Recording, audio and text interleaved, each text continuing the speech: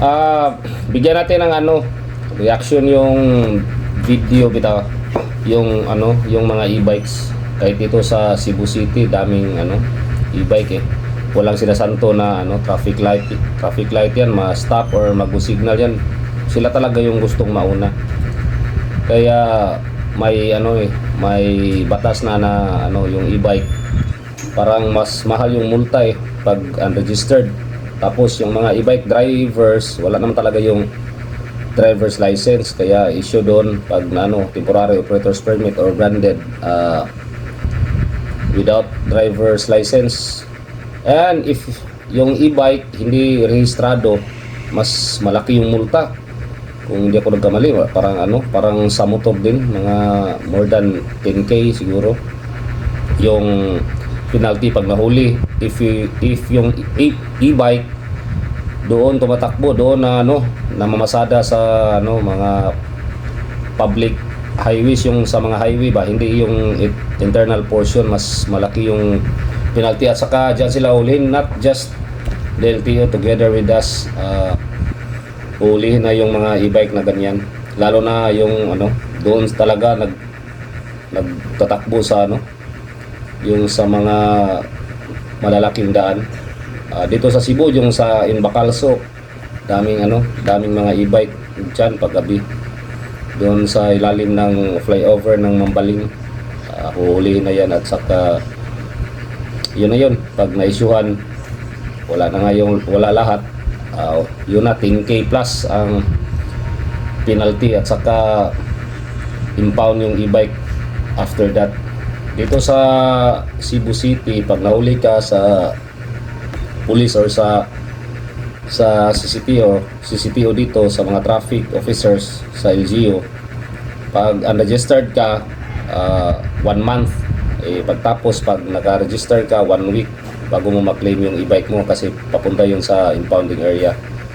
Kaya to all e-bike drivers, we hope na you will follow the traffic lights. Kung red, stop yun.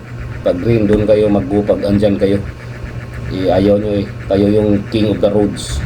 Kaya pag nahuli kayo dyan, ang penalty nyo parang iwan ko lang kung basa-basa nyo makuha, kasi malaki-laki, more than 10k. And automatic impound yung pag unregistered. Tandaan nyo yan ang penalty ng e-bike, malaki. At sana wag na kayong maging king of the road kasi daming nadidisgrasya dahil sa inyo. You're not following your road, you're not following traffic signs, and I think the penalty i-deserve nyo na maging ganoon kalaki para hindi niyo para magtanda din naman kayo. Kaya to all e-bike, dito yung video, tingnan nyo yung paano yung ginagawa niyang e-bike. Kahit na pula yung ilaw, gusto pa rin niyang tumawid sa kabila, kaya muntik nang nabangga to.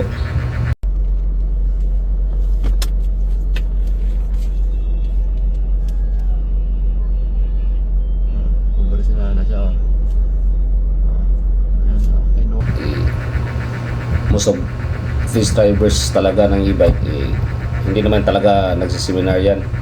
Pero meron din namang may lisensya pero nag-sideline ng e-bike. Meron namang may alam. But sad to say, marami dyan mga bata pa, minor, nag-drive na ng e-bike.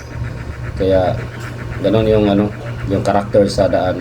Wala pakialam, gusto nila sila yung masusunod. And mas maganda higpitan talaga yun, so that ma-deter yung disgrasya. For the e-bike drivers, the PNP are not against you all, pero kailangan kayong madisiplina in terms of using the public roads. Huwag kayong maging bastos sa daan, kasi maraming nadisgrasya sa inyo. Saka pag nadisgrasya, lahat ng problema, pati problema ng mag-asawa sa bahay, yun na reason out nyo para na lang to evade the possible payments sa kabilang party. Kaya be considerate sa iba, and respect the public roads and also the motorists. Okay?